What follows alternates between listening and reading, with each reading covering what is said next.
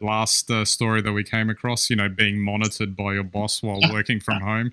But I think there's nothing necessarily anything new in any of this, because obviously that would happen when you're in the office. It's just, I guess, what they're suggesting there is that if you're working from home, they could download tools onto your device to monitor what you're doing, and this potentially could freak some people out, I guess.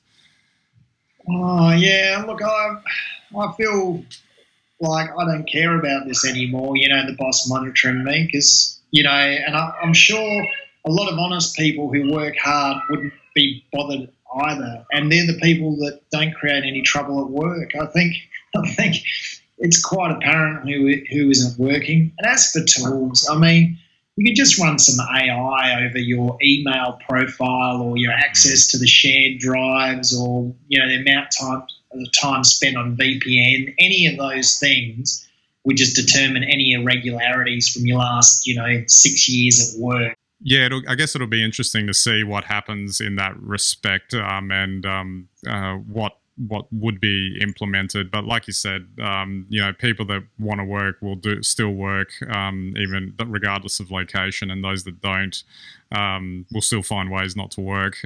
But the thing is, those people might be lulled into a false sense of security that because there are no eyes on them, that no one's watching. I think that's what people like to think now, but let's face it, your social media platform knows how hard you're working, because they'll be mapping the amount of time you spend in the browser or on the platform. Your bank will be mapping what you're spending while you're meant to be working at home. So, all those transactions, everything that we do online is being watched. So to think that your employer was watching you as well, I don't really know that you can make a case against that. I mean, yeah. Why shouldn't they be able to see what you're doing when the rest of the world can?